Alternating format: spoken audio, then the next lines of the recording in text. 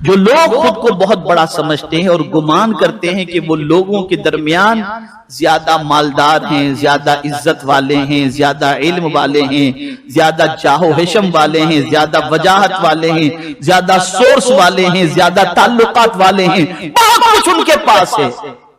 ان کے بارے میں قرآن کیا کہتا ہے؟ ان تکبر کرنے والوں کے بارے میں اللہ ارشاد فرماتا ہے سَأَصْرِفُ عَنْ آيَاتِيَ الَّذِينَ يَتَكَبَّرُونَ فِي الْأَرْضِ بِغَيْرِ الْحَقِّ۔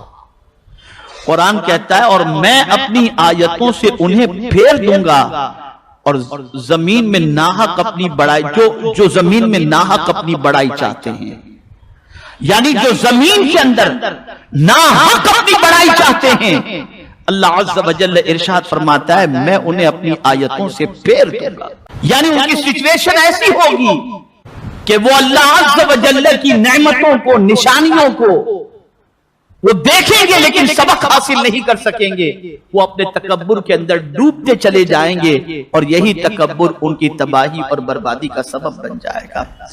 ایک اور مقام پر پروردگار جل جلالہ نے تکبر کرنے والوں کے حوالے سے فرمایا کذالک یطبع اللہ علی کل قلب متکبر جبار، اللہ یوں ہی مہر کر دیتا ہے متکبر سرکش کے سارے دل پر۔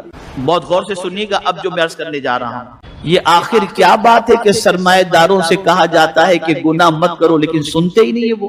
آخر کیا بات ہے کہ سرمایہ داروں سے کہا جاتا ہے کہ حلال کماؤ، سنتے ہی نہیں ہے وہ؟ آخر کیا بات ہے کہ سرمایہ داروں سے کہا جاتا ہے کہ ڈانس نہ کرو لیکن ساری چیزیں کرتے؟ آخر کیا بات ہے کہ بہت ساری چیزیں سرمایہ داروں کو گناہوں کے حوالے سے بتائی جاتی ہیں لیکن ان کے دل پر کوئی بات کا اثر ہی نہیں ہوتا؟ وہ سمجھتے ہیں بیچارے مولانا لوگ بولیں گے نہیں تو ان کا دھندا کیسے چلے گا۔ میں نے تو ایسے ظالم بھی دیکھے ہیں، میں جس کے بارے میں آپ کو بتاؤں تو حیرت ہوگی۔ آج سے کم و بیش 20-25 سال پہلے کی بات ہے، میری عادت تھی میں اپنے محلے کی گلیوں میں نکلتا تھا رات کے وقت، اور اگر چوراہے پر 10-20 لوگ کھڑے ہوتے تو میں ان کے پاس چلا جاتا، سلام کرتا اور پھر ان سے کہتا کہ چائے پیو گے یا پلاؤ گے؟ تو خود ہی کہتے تھے نہیں ہم شاکر بھائی آپ کو چائے پلائیں گے، اور پھر اس کے بعد چائے پینے کے لیے ہم لوگ نکلتے، اس چائے کے آرڈر تک میں جو ہم کو 10-20 منٹ ملتے تھے اسی میں ہم ان کی ذہن سازی کرنے کی کوشش کرتے تھے۔ یہ ہماری یاد ہے۔ ایک مرتبہ رمضان میں نے ایک نوجوان کو جو اٹھا کٹھا تندرست مسلمان مالدار کھا رہا تھا اس کو ہم نے دیکھا تو ہمیں تعجب ہوا۔ اس نوجوان سے ہم نے کہا یار رمضان کے مہینے میں تم دن میں کھا پی رہے ہو، تمہیں معلوم نہیں ہے روزے کا مہینہ؟ اگر کوئی تکلیف ہوتی اور کوئی دوسرا مسئلہ تھا اور کھانا ہی تھا، مجبوری کے اندر کوئی بات ایسی تھی جو شرعی نقطہ نظر سے تمہارے لیے چھٹی کی گنجائش ہوتی تو تم چھپ کر کے کھاتے، تم اعلانیہ کھا رہے ہو۔ ارے شاکر بھائی، جس کے پاس کھانے کا نہ ہو معاذ اللہ وہ روزہ رکھے۔ اللہ نے تو ہمیں اتنا دے رکھا ہے کہ ہمیں کھانے پینے سے بچنے کی ضرورت ہی کیا ہے؟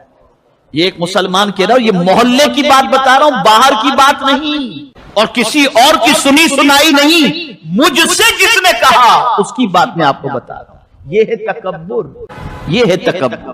ایسے میری زندگی میں کئی واقعات آئے ہیں جس کے اندر میں نے لوگوں کو تکبر کرتے دیکھا ہے اور ایسے ایسے جملے کہتے دیکھا ہے کہ العیاذ باللہ۔ تو اللہ کیا فرماتا ہے؟ اللہ یوں ہی مہر کر دیتا ہے متکبر سرکش کے دل پر۔ تو جب کسی کے دل پر اللہ مہر لگا دینا تو پھر اس کے دل میں کوئی اللہ اور اس کے رسول کی باتوں کا اثر نہیں ہوتا، اس کا پورا دل کالا ہو جاتا ہے۔ تو اگر کوئی تکبر کرتا ہے تو اللہ اس کے دل کو کالا کر دیتا ہے، پھر حق قبول کرنے کی صلاحیت اس کے اندر نہیں ہوتی۔